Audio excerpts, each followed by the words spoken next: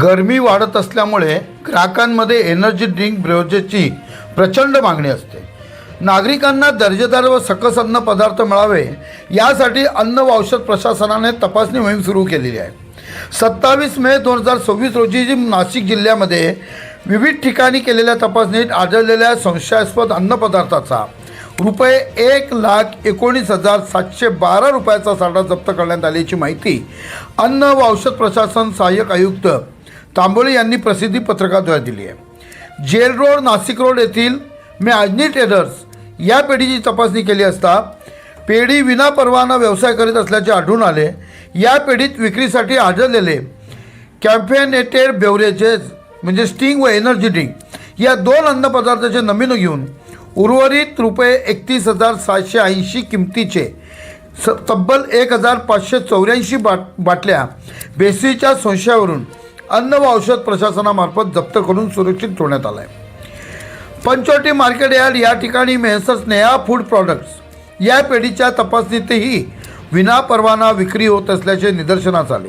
पेढीत विक्रीसाठी मैदा पापड व स्नॅक्स या दोन अन्नपदार्थाचे नमुने तपासणीसाठी घेऊन उर्वरित 13,568 रुपये किमतीचा 336 किलोग्रॅम साठा बेसळीच्या संशयावरून अन्न व औषध प्रशासनामार्फत जप्त करून सुरक्षित ठेवण्यात आला आहे।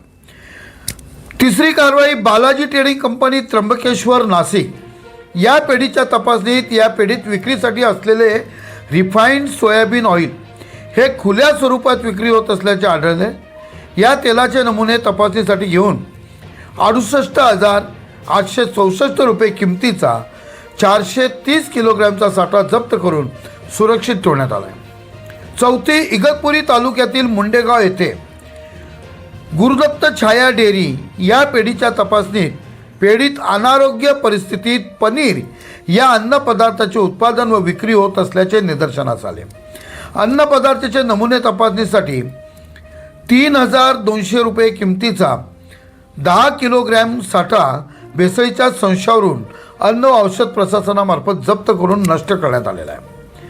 पाचवी स्वामी बेवरेजेस माळेगाव सिन्नर या पेढीत विक्रीसाठी आढळलेले स्वीटेंड कार्बोनेटेड बेवरेजेस या अन्नपदार्थाचे नमुने तपासणीसाठी घेऊन 2,400 रुपये किमतीच्या बाटल्या बेसळीच्या संशयावरून जप्त व औषध प्रशासनामार्फत जप्त करून सुरक्षित ठेवण्यात आला आहे। 27 मे 2026 रोजी जिल्ह्यात केलेल्या विविध तपासणीत घेण्यात आलेले अन्न नमुने विश्लेषणासाठी संबंधित अन्न विश्लेषण यांच्याकडे पाठवण्यात आले असून विश्लेषण अहवाल प्रलंबित आहे।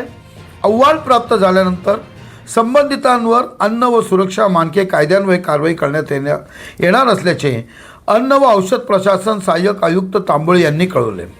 सदर कारवाई अन्न व औषध प्रशासन अन्न व सुरक्षा आयुक्त तुकाराम मुंडे यांच्या निर्देशान्वये अन्न सुरक्षा अधिकारी अमित रासकर, संकेत येलमामे, गोविंदा गायकवाड, प्रतीक भड, सुहास मंडलिक, संदीप तोरणे यांनी सहाय्यक आयुक्त अन्नाचे मनीष सानप, संदीप देवरे, दिनेश तांबोळी यांच्या उपस्थितीत व सहाय्यक आयुक्त श्रीकांत करकाळे यांच्या मार्गदर्शनाखाली ही पार पडली।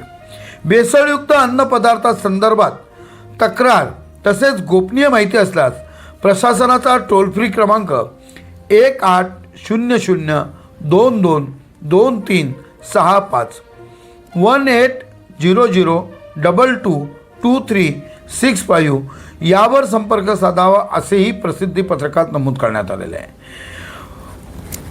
अन्न सुरक्षा आयुक्तपदी तुकाराम मुंडे यांची नियुक्ती झाल्यानंतर या धडक कारवाया त्वरितच सुरू करण्यात आलेल्या आहे। त्यामुळे भेसळयुक्त अन्न जर कोणी विकत असेल किंवा त्या पद्धतीचा कोणी प्रयत्न करत असेल तर नक्कीच त्यांच्यावर कारवाई होईल याबद्दल काही शंका नाही।